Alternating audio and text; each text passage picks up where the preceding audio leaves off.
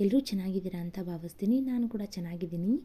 ಬನ್ನಿ ಇವತ್ತಿನ ಹೊಸ ರೆಸಿಪಿ ಯಾವುದು ಅಂತಂದರೆ ಹುಣಸೆ ಹಣ್ಣಿನ ಚಿತ್ರಾನ್ನ.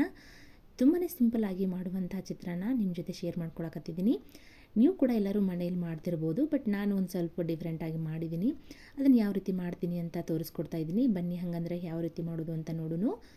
ಮೊದಲು ಒಂದು ಕಡಾಯಿನ ಬಿಸಿಗೆ ಇಟ್ಕೊಂಡು ಅದಕ್ಕೆ ಸ್ವಲ್ಪ ಎಣ್ಣೆನ ಹಾಕ್ಕೋತಾ ಇದ್ದೀನಿ. ಎಣ್ಣೆ ಚೆನ್ನಾಗಿ ಕಾದ ನಂತರ ನಾನು 2-3 ಟೇಬಲ್ ಸ್ಪೂನ್ ಆಗುವಷ್ಟು ಶೇಂಗಾನ ಹಾಕ್ಕೋತಾ ಇದ್ದೀನಿ. ಶೇಂಗಾ ಬ್ರೌನ್ ಕಲರ್ ಬರೋವರೆಗೂ ನಾವು ಫ್ರೈ ಮಾಡ್ಕೊಳ್ಳೋಣ ಎಣ್ಣೆ ಒಳಗೆ.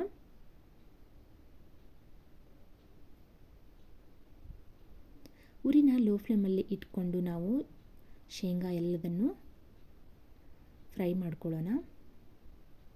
ಮೊದಲಿಗೆ ಈ ಥರ ನಾವು ಶೇಂಗಾನ ಎಣ್ಣೆ ಒಳಗೆ ಫ್ರೈ ಮಾಡ್ಕೊಂಡ್ವಿ ಅಂತಂದರೆ ತುಂಬಾ ಈಸಿಯಾಗಿ ಆಗುತ್ತೆ. ಯಾಕಂದರೆ ಹುಣಸೆ ಹಣ್ಣಿನ ರಸ ಹಾಕ್ತೀವಲ್ವ, ಅವಾಗ ನಾವು ಏನಾಗುತ್ತೆ ಅಂತಂದರೆ ಈ ಶೇಂಗಾ ಬೀಜ ಎಲ್ಲ ನೆಂದೋಗ್ಬಿಡ್ತೈತಿ ಅದರೊಳಗೆ. ಸೊ ಅದಕ್ಕೋಸ್ಕರ ಕ್ರಿಸ್ಪಿಯಾಗಿರೋದಿಲ್ಲ ತಿನ್ನೋದಕ್ಕೆ. ಅದಕ್ಕೋಸ್ಕರ ಅಂತ ಹೇಳಿಬಿಟ್ಟು ನಾನು ಮೊದಲಿಗೆ ಶೇಂಗಾನ ಫ್ರೈ ಮಾಡಿಕೊಂಡು ಎತ್ತಿಟ್ಕೋತಾ ಇದ್ದೀನಿ. ಆನಂತರ ನಾನು ಒಂದು ಅರ್ಧ ಟೇಬಲ್ ಸ್ಪೂನ್ ಆಗುವಷ್ಟು ಸಾಸಿವೆನ ಹಾಕ್ಕೋತಾ ಇದ್ದೀನಿ. ಹಾಗೆಯೇ ಕಡಲೆ ಬೀಜನ ಹಾಕ್ಕೋತಾ ಇದ್ದೀನಿ.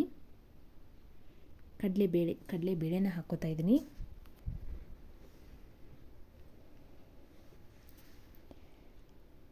ಕಡಲೆಬೇಳೆ ಹಾಗೆಯೇ 1 ಟೇಬಲ್ ಸ್ಪೂನ್ ಆಗುವಷ್ಟು ಉದ್ದಿನಬೇಳೆನೂ ಹಾಕ್ಕೋತಾ ಇದ್ದೀನಿ. ಇದೆಲ್ಲದು ಚೆನ್ನಾಗಿ ಫ್ರೈ ಆದ ನಂತರ ನಾನು ಇದಕ್ಕೆ ಸ್ವಲ್ಪ ಕರಿಬೇವನ್ನು ಸಣ್ಣದಾಗಿ ಕಟ್ ಮಾಡಿಕೊಂಡು ಅದನ್ನು ಕೂಡ ಸೇರಿಸ್ತಾ ಇದ್ದೀನಿ ಇದಕ್ಕೆ. ನೀವೆಲ್ಲ ಯಾವ ರೀತಿ ಚಿತ್ರಾನ್ನ ಮಾಡ್ತೀರಿ ಅಂತ ನಂಗೆ ಕಮೆಂಟ್ ಮೂಲಕ ತಿಳಿಸ್ರಿ. ಕರಿಬೇವು ಹಾಕಿದ ನಂತರ ನಾವು ಒಂದು ಸತಿ ಮಿಕ್ಸ್ ಮಾಡಿಕೊಂಡು ಆನಂತರ ಇದಕ್ಕೆ ನಾನು ಒಂದು ಮೀಡಿಯಮ್ ಸೈಜ್ನಲ್ಲಿರುವಂತಹ ಈರುಳ್ಳಿನ ಉದ್ದುದ್ದಾಗಿ ಕಟ್ ಮಾಡಿ ಇಟ್ಕೊಂಡಿದ್ದೆ. ಅದನ್ನು ಈ ರೀತಿ ಕೈಲೇ ಒಂದು ಸತಿ ಸ್ಮ್ಯಾಶ್ ಮಾಡಿಕೊಂಡು ಅಂದರೆ ಬಿಡಿ ಬಿಡಿಯಾಗಿ ಹಾಕ್ಕೋತಾ ಇದ್ದೀನಿ. ಈ ಥರ ಬಿಡಿಸ್ಕೊಂಡು ಹಾಕ್ಕೊಳ್ಳೋದ್ರಿಂದ ಬೇಗನೆ ಎಣ್ಣೆ ಒಳಗೆ ಫ್ರೈ ಆಗುತ್ತೆ, ಅಂದರೆ ಮೆತ್ತಗಾಗಿ ಹೋಗುತ್ತೆ. ನೀರು ಕೂಡ ಚೆನ್ನಾಗಿ ಬಿಟ್ಕೊಂಡು ಬಿಡುತ್ತೆ, ಈರುಳ್ಳಿ ಹಸಿ ವಾಸನೆ ಕೂಡ ಇರುವುದಿಲ್ಲ. ಈ ರೀತಿಯಾಗಿ ನಾವು ಬಿಡಿಸಿ ಹಾಕಿದ್ವಿ ಅಂದರೆ ಆದಷ್ಟು ಬೇಗನೆ ಫ್ರೈ ಆಗಿ ಹೋಗುತ್ತೆ ಅಂತ ಈ ರೀತಿ ಬಿಡಿಸಿ ಹಾಕ್ಕೋತಾ ಇದ್ದೀನಿ. ನೀವು ಈರುಳ್ಳಿನ ಉದ್ದದಾಗಿ ಬೇಡ ಅಂದರೆ ಸಣ್ಣದಾಗಿ ಕೂಡ ಹೆಚ್ಚಿಕೊಂಡು ಹಾಕ್ಕೋಬೋದು. ಇದನ್ನು ಮಾಡೋದಕ್ಕೆ ಟೈಮ್ ಕೂಡ ತುಂಬ ಹಿಡಿಯೋದಿಲ್ಲ, ಬೇಗನೆ ಮಾಡ್ಕೋಬೋದು. ನಾವು ಬೆಳಗ್ಗೆ ಬ್ರೇಕ್ಫಾಸ್ಟ್ಗಾದರೂ ಮಾಡ್ಕೋಬೋದು ಅಥವಾ ಮಧ್ಯಾಹ್ನ ಲಂಚ್ಗೂ ಕೂಡ ಮಾಡ್ಕೋಬೋದು. ಇವಾಗ ನೋಡಿ ನಾನಿಲ್ಲೇ ಸ್ವಲ್ಪ ಅರಿಶಿನ ಪುಡಿನ ಹಾಕ್ಕೊಂಡಿದ್ದೀನಿ. ಒಂದು ಅರ್ಧ ಟೇಬಲ್ ಸ್ಪೂನಷ್ಟು ಅರಿಶಿನ ಪುಡಿ ಹಾಕ್ಕೊಂಡಿದ್ದೀನಿ.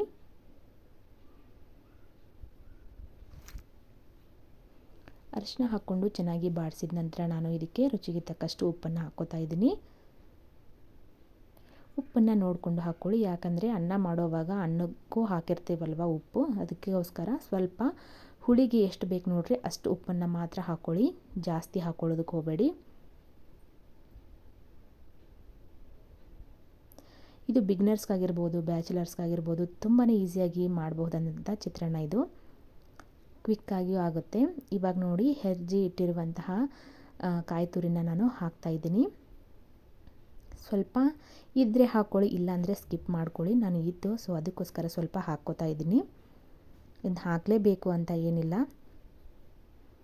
ಇದನ್ನು ಹಾಕಿದ ನಂತರ ನಾನು ಒಂದು ಸತಿ ಮಿಕ್ಸ್ ಮಾಡಿಕೊಂಡು ಆ ನಂತರ ಇದಕ್ಕೆ ನೆನೆಸಿ ಇಟ್ಟಿರುವಂತಹ ಹುಣಸೆ ಹಣ್ಣಿನ ಹುಳಿನ ಹಾಕ್ತಾಯಿದ್ದೀನಿ.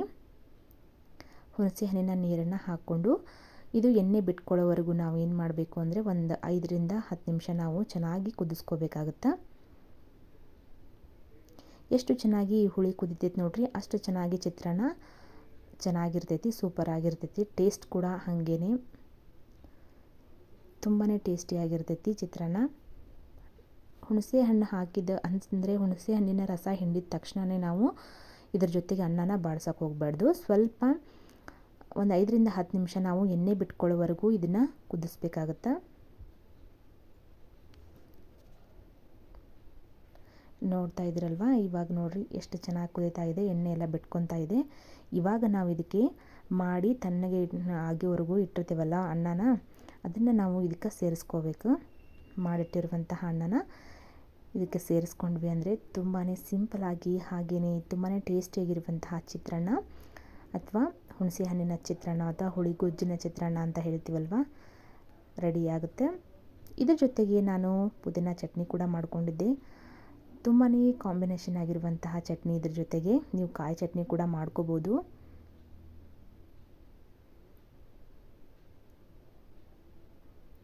ಇದನ್ನೆಲ್ಲ ಅನ್ನನ ಹಾಕಿದ ನಂತರ ನಾವು ಚೆನ್ನಾಗಿ ಮಿಕ್ಸ್ ಮಾಡಿಕೊಂಡು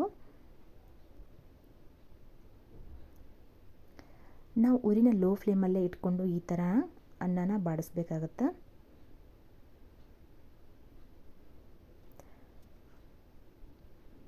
ಚೆನ್ನಾಗಿ ಅನ್ನನ ಮಿಕ್ಸ್ ಮಾಡಿದ ನಂತರ ಗ್ಯಾಸನ್ನು ಆಫ್ ಮಾಡಿಕೊಂಡು ಇವಾಗ ನೋಡ್ರಿ ನಾನು ಎತ್ತಿಟ್ಕೊಂಡಿದ್ನಲ್ವ ಶೇಂಗಾ ಕಾಳು, ಅದನ್ನು ಇದಕ್ಕೆ ಹಾಕ್ಕೋತಾ ಇದ್ದೀನಿ.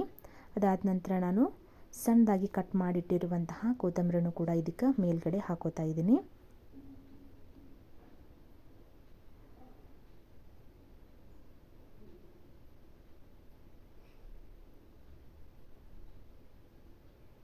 ಈ ಕೊತ್ತಂಬರಿನ ನಾವು ಮೇಲ್ಗಡೆನೆ ಹಾಕ್ಕೊಂಡ್ರೆ ಟೇಸ್ಟ್ ಚೆನ್ನಾಗಿರ್ತೈತಿ. ಒಗ್ಗರಣೆಗೆ ಹಾಕಕ್ಕೆ ಹೋಗಬಾರ್ದು, ಆ ನಂತರನೇ ಹಾಕ್ಕೋಬೇಕು. ತುಂಬಾ ಟೇಸ್ಟಿಯಾಗಿರ್ತೈತಿ. ಈ ಥರ ಹಾಕ್ಕೊಂಡು ಚೆನ್ನಾಗಿ ಬಾಡಿಸಿದ ನಂತರ ನಾನು ಒಂದು ತಟ್ಟೆಗೆ ಸರ್ವ್ ಮಾಡ್ತಾಯಿದ್ದೀನಿ. ಹಾಗಂದ್ರೆ ಈ ರೆಸಿಪಿ ನಿಮಗೆಲ್ಲರಿಗೂ ಇಷ್ಟ ಆಗೈತೆ ಅಂತ ಭಾವಿಸ್ತೀನಿ ರೀ. ನೀವು ಕೂಡ ಒಂದು ಸತಿ ಟ್ರೈ ಮಾಡಿ ನೋಡಿರಿ. ಹಾಗೆಯೇ ಇಷ್ಟ ಆದರೆ ಲೈಕ್, ಶೇರ್, ಕಮೆಂಟ್ ಮಾಡೋದನ್ನು ಮರಿಬೇಡ್ರಿ. ಹೊಸದಾಗಿ ಯಾರು ನನ್ನ ಚಾನಲ್ನ ನೋಡ್ತಾ ಇದ್ದೀರಾ ಪ್ಲೀಸ್ ಒಂದು ಸಬ್ಸ್ಕ್ರೈಬ್ ಮಾಡ್ಕೊಂಡು ನೋಡ್ಕೊಳ್ಳಿ. ಪಕ್ಕದಲ್ಲಿರುವಂತಹ ಬೆಲ್ಲೈಕನನ್ನು ಕೂಡ ಕ್ಲಿಕ್ ಮಾಡಿರಿ. ಬೆಲ್ಲೈಕನನ್ನು ಕ್ಲಿಕ್ ಮಾಡೋದ್ರಿಂದ ನಾನು ಹಾಕುವಂಥ ಹೊಸ ವಿಡಿಯೋಗಳ ನೋಟಿಫಿಕೇಷನ್ನ ಮೊದಲು ನಿಮಗೆ ಬಂದು ತಲುಪ್ತವ್ರಿ. ನೀವು ನನ್ನ ವಿಡಿಯೋನ ಮೊದಲು ನೋಡ್ಬೋದು. ಸರ್ವ್ ಮಾಡ್ತಾಯಿದ್ದೀನಿ.